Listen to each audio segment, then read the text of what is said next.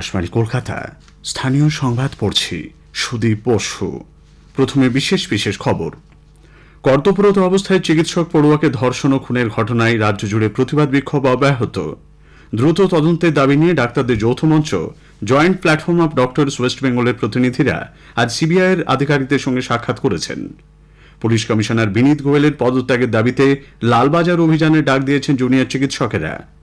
প্রধানমন্ত্রী বলেছেন, বর্তমান সময়ে সমাজে নারী ও শিশুর নিপীড়ন গভীর উদ্বেগের বিষয় হয়ে দাঁড়িয়েছে। কলকাতা শহর ও শহরতলির মধ্যে বিপজ্জনক অস্ত্র নিয়ে আনাগোনাতে নিষেধাজ্ঞা জারি করেছে কলকাতা পুলিশ। মনোজ পন্থ রাজ্যের নতুন মুখ্য সচিব হচ্ছেন। মোহনবাগান সুপার জায়ান্টকে হারিয়ে ডুরান্ড কাপে জয়ী নর্থ ইস্ট ইউনাইটেড। আসছি বিস্তারিত সংবাদে। আরজিকর কাণ্ডে দ্রুত তদন্তের দাবি নিয়ে ডাক্তারদের যৌথ মঞ্চ joint platform of doctors West বেঙ্গলের কয়েকজন প্রতিনিধি আজ সিজিও কমপ্লেক্সে যান। তারা সিবিআই আধিকারিকদের সঙ্গে দেখা করে রাজ্যের বিভিন্ন মেডিকেল কলেজে ডাক্তারদের হুমকি দেওয়ার বিষয়টি জানিয়েছেন। প্রতিনিধি দলে ছিলেন ডাক্তার অরিন্দম ভট্টাচার্য, ডাক্তার সুদীপ্ত চক্রবর্তী এবং ডাক্তার কৌশিক চাকি। রাজ্যের স্বাস্থ্যক্ষেত্রে ব্যাপক দুর্নীতি চলছে বলে অভিযোগ তুলেছেন চিকিৎসকরা। সাংবাদিকদের কাছে ডক্টর কৌশিক চাকি বলেন, জয়েন্ট প্ল্যাটফর্মের পক্ষ থেকে আমরা 3 জন গেছিলাম, সেখানে সিবিআই এর 3 জন অফিসার ছিলেন।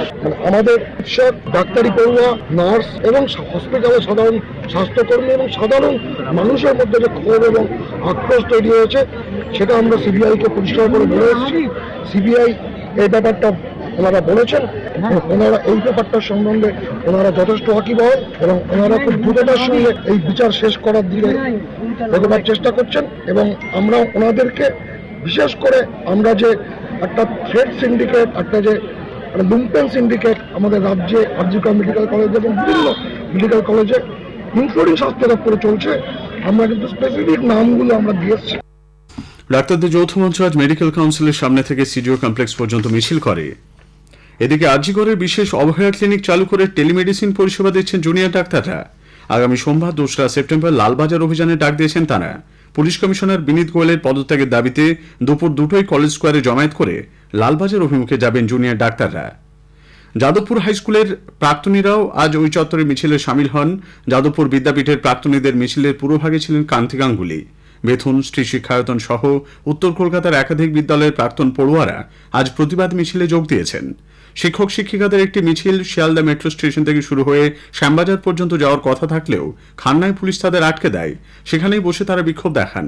বিচারের দাবিতে কলকাতা শহরের বিভিন্ন মোড়ে আজ প্রতিবাদ সভা করছে তৃণমূল কংগ্রেস। ধর্মতলায় বিজেপির ধর্ণা অবস্থান আজ 3য় দিনে পড়ল। আগামী সোমবার মুখ্যমন্ত্রীর পদত্যাগের দাবিতে রাজ্য জুড়ে জেলা শাসকের দপ্তর ঘেরাও করবে তারা। এছাড়াও নাগরিক সমাজ এবং বিভিন্ন সংগঠনের পক্ষ থেকেও দিকে দিকে চলেছে প্রতিবাদ কর্মসূচি। পরিবেশ সংগঠন সবুজ মঞ্চের পক্ষ থেকে আগামী 3রা সেপ্টেম্বর হাজরা মোড়ে অবস্থান বিক্ষোভ কর্মসূচি পালন করা হবে। উত্তর 24 পরগনার বারাসাতে বামপন্থী শ্রমিক সংগঠনের পুলিশ সুপার অফিস ঘেরাও অভিযানকে কেন্দ্র করে আজ ব্যাপক উত্তেজনা ছড়ায়। পুলিশের সঙ্গে আন্দোলনকারীদের ধস্তাধস্তি হয়। পরে 12 নম্বর জাতীয় সড়ক অবরোধ করেন বাম কর্মী সমর্থকরা। বনগাঁতে বিভিন্ন কলেজের প্রাক্তনীরা আজ প্রতিবাদ মিছিল করেন। হাওড়াতে মৌন মিছিলে সামিল হন সাংবাদিকরা। কোচবিহারের তুফানগঞ্জে আজ এসএফআই ডিওয়াইএফআই এর মিছিলকে কেন্দ্র করে তুমুল উত্তেজনা ছড়ায়। মিছিল চলাকালীন তৃণমূল কংগ্রেস কর্মী সমর্থকদের সঙ্গে বাম কর্মী সমর্থকদের হাতাহাতি বাধে। নদিয়ার কৃষ্ণনগর, রানাঘাট সহ একাধিক স্থানে আরজিকর কাণ্ডে দ্রুত বিচারের দাবিতে তৃণমূল কংগ্রেস আজ মিছিল করে। এদিকে মালদা মেডিকেল কলেজে জুনিয়র ডাক্তার আজ কাজে যোগ দিয়েছেন। প্রায় 250 জুনিয়র চিকিৎসক, হাউস স্টাফ ও ইন্টার্ন এতদিন কর্মবিরতি চালিয়ে যাচ্ছিলেন। কর্তৃপক্ষের সঙ্গে আলোচনার পর আজ সকালে emergency, trauma care, indoor outdoor সহ বিভিন্ন বিভাগে কাজে যোগ দেন তারা।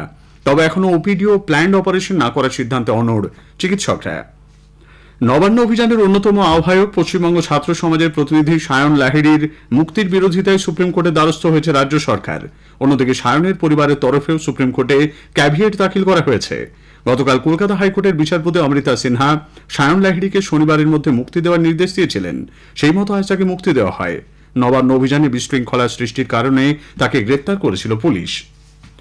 প্রদেশ কংগ্রেস সভাপতি অধীর রঞ্জন চৌধুরী আজ দুপুরে পানিহাটিতে নির্যাতিতার বাড়িতে গিয়ে তার বাবা মার সঙ্গে কথা বলেছেন। সাংবাদিকদের তিনি বলেন, নির্যাতিতার দেহ দ্রুত সৎকারের জন্য তার বাবাকে পুলিশের তরফে টাকার প্রস্তাব দেওয়া হয়েছিল।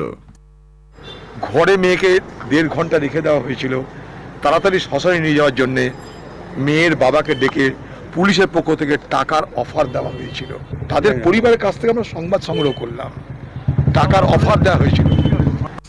প্রধানমন্ত্রী নরেন্দ্র মোদী বলেছেন, বর্তমান সময়ে সমাজ নারী ও শিশু নিপীড়ন গভীর উদ্বেগের বিষয় হয়ে দাঁড়িয়েছে। নারী সুরক্ষায় দেশে নানা কঠোর আইন তৈরি করা হয়েছে, কিন্তু সেগুলির আরও সক্রিয় প্রয়োগ দরকার। আজ নতুন দিল্লির ভারত মণ্ডপমে বিচারকদের জাতীয় সম্মেলনে ভাষণে তিনি বলেন, आज महिलाओं के खिलाफ अत्याचार, बच्चों की सुरक्षा समाज की एक गंभीर चिंता है। देश में महिलाओं की सुरक्षा के लिए कई कठोर कानून बने हैं। 2019 में सरकार ने फास्ट ट्रैक स्पेशल कोर्ट की स्थापना की योजना बनाई। इसके तहत अहम गवाहों के लिए डिपोजिशन सेंटर्स का प्रावधान है। इसमें भी डिस्ट्रिक्ट मॉनिटरिंग कमेटीज की भूमिका महत्वपूर्ण हो सकती है। इस कमेटी में डिस्ट्रिक्ट जज, डीएम और एसपी भी शामिल होते। क्रिमिनल जस्टिस सिस्टम के विभिन्न पहलुओं के बीच समन्वय बनाने में उनकी भूमिका अहम होती। हमें इन कमेटियों को और अधिक सक्रिय करने की जरूरत। महिला अत्याचार से जुड़े मामलों में जितनी तेजी से फैसले आएंगे, आधी आबादी को सुरक्षा का उतना ही बड़ा भरोसा मिलेगा।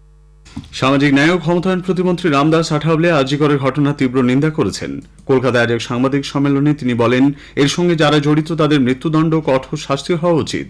শ্রী আঠাবলে আজ কলকাতায় নেশামুক্তি অভিযান শীর্ষক একটি অনুষ্ঠানে যোগ দেন।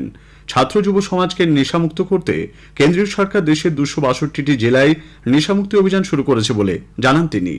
नशा मुक्त भारत अभियान जो है ये हमारे मंत्रालय ने शुरू किया है। जो स्टूडेंट है वो भी मतलब नशा कर रहे हैं, ड्रग ले रहे हैं, कोई बियर दारू पी रहे हैं, तो उनको नशा मुक्त करने के लिए हमने एक अभियान शुरू किया है। पहले 272 जिलों में हमने किया था, लेकिन अभी भारत के हर जिले में इसको हम इम्प्लीमेंट कर रहे हैं। কেন্দ্রীয় মন্ত্রী বিকেলে রাজভবনে ভগবান মহাবীরের নির্বাণ দিবস উপলক্ষে শান্তি ও অহিংসার উপর আয়োজিত এক আলোচনা চক্রে অংশ নেন। কলকাতা শহর ও শহরতলির মধ্যে বিপজ্জনক অস্ত্র নিয়ে আনাগোনাতে নিষেধাজ্ঞা জারি করেছে কলকাতা পুলিশ। প্রকাশ্যে বল্লম, তলোয়ার, ছড়কি, বন্দুক সহ সমস্ত আক্রমণাত্মক অস্ত্রের উপর নিষেধাজ্ঞা জারি করা হয়েছে। 1 সেপ্টেম্বর থেকে আগামী বছরের 28 ফেব্রুয়ারি অর্থাৎ 6 মাস পর্যন্ত এই নিষেধাজ্ঞা জারি থাকবে। রাজ্যের নতুন মুখ্য সচিব হয়েছেন মনোজ পান্ত। তিনি ভগবতী প্রসাদ গোপালিকা স্থলাভিষিক্ত হলেন। আজই শ্রী গোপালিকার কার্যকালের মেয়াদ শেষ হয়েছে। বিদায়ী মুখ্য সচিবের মেয়াদ বৃদ্ধিতে দিল্লির ছাড়পত্র মেলেনি বলে খবর। স্থানীয় সংবাদ শুনছেন আকাশবাণী কলকাতা কেন্দ্র থেকে। রবীন্দ্রভারতী বিশ্ববিদ্যালয়ের পড়ুয়া ও প্রাক্তনীদের রাত জাগা কর্মসূচির মধ্যে মদ্যপ অবস্থায় বাইক নিয়ে ঢুকে পড়ার অভিযোগে ধৃত সিভিক ভলেন্টিয়ার গঙ্গাসাগর গুঁদকে আজ শিয়ালদা আদালতে তোলা হলে সোমবার পর্যন্ত জেল হেফাজত হয়েছে। ইতোমধ্যেই তাকে দায়িত্ব থেকে সরিয়ে দেওয়া হয়েছে বলে খবর। এই ঘটনার প্রতিবাদে আন্দোলনকারীরা আজ সকাল পর্যন্ত সিঁথির মোড়ে বিটি রোড অবরোধ করেন। রাজ্য সরকার তরুণের স্বপ্ন প্রকল্পের আওতায় এবছর 16 লক্ষ পড়ুয়াকে স্মার্টফোন বা ট্যাব কেনার জন্য টাকা দেবে। আগামী 5 সেপ্টেম্বর শিক্ষক দিবসের দিন রাজ্য সরকারের তরফে পড়ুয়াদের ব্যাংক অ্যাকাউন্টে 10,000 টাকা করে দেওয়ার প্রক্রিয়া শুরু হবে। শিলিগুড়ির নরসিংহ বিদ্যাপীঠের শিক্ষক আশিস কুমার রায় এবারে জাতীয় শিক্ষকের পুরস্কার পাচ্ছেন। আগামী 5 সেপ্টেম্বর তিনি রাষ্ট্রপতি দ্রৌপদী মুর্মুর হাত থেকে পুরস্কার গ্রহণ করবেন। বিদ্যালয়ের বইয়ের বাইরেও যে বিশাল জগৎ রয়েছে সে বিষয়ে আশিসবাবু হাতে কলমে ছাত্রছাত্রীদের শেখাচ্ছেন। জাতীয় পুরস্কার পেয়ে অত্যন্ত আনন্দিত তিনি। সত্যি কথা বলতে খুশিরই বিষয়, অত্যন্ত খুশি হয়েছি জাতীয় স্তরে একটা পুরস্কার পেয়ে। এটা যে কোনো শিক্ষকের কাছেই খুবই আনন্দের বিষয় বলে আমি মনে করি। গ্রন্থাগার সম্পর্কে জনসচেতনতা বাড়াতে আজ রাজ্যে যথোচিত গুরুত্ব দিয়ে সাধারণ গ্রন্থাগার দিবস উদযাপিত হচ্ছে। আলিপুরে জাতীয় গ্রন্থাগারের ভাষা ভবনে অনুষ্ঠানের সূচনা করেন রাজ্যের পরিষদীয় মন্ত্রী শোভনদেব চট্টোপাধ্যায়। গ্রন্থাগার পরিষেবার সুফল যাতে সাধারণ মানুষ পেতে পারেন সেই উদ্দেশ্যে আরও প্রয়াস চালানোর কথা বলেন তিনি। গ্রন্থাগার দপ্তরের মন্ত্রী সিদ্দিকুল্লাহ চৌধুরী বলেন, দপ্তরে 838 জন কর্মী নিয়োগের ছাড়পত্র মিলেছে। ইতোমধ্যেই 300 জনকে নিয়োগপত্র দিয়ে দেওয়া হয়েছে। মোহনবাগান সুপার জায়ান্টকে টাই ব্রেকারে 4-3 গোলে হারিয়ে নর্থ ইস্ট ইউনাইটেড এফসি 133তম ডুরান্ড কাপ ফুটবলে চ্যাম্পিয়ন হয়েছে। যুব ভারতী ক্রীড়াঙ্গনে আজ তীব্র উত্তেজনাপূর্ণ ফাইনালে নির্ধারিত সময়ে ম্যাচ 2-2 গোলে শেষ হয়। বিরতিতে মোহনবাগান 2-0 গোলে এগিয়েছিল। মোহনবাগানের পক্ষে জেসন কামিন্স এবং শাহাল আব্দুল সামাদ গোল করেন। দ্বিতীয়ার্ধে আজারাই এবং গুলেরমোর গোল করে নর্থ ইস্ট ইউনাইটেডকে খেলায় সমতায় ফেরান। এরপর ম্যাচ টাইব্রেকারে গড়ায়। টাইব্রেকারে নর্থ ইস্টের গোলরক্ষক গুরমিত সিং 2টি শট বাঁচিয়ে দলকে কাঙ্ক্ষিত জয় এনে দেন। আরজিকর কাণ্ডে ন্যায় বিচারের দাবিতে সবুজ মেরুন সমর্থকরা আজ গ্যালারিতে টিফো প্রদর্শন করেছেন।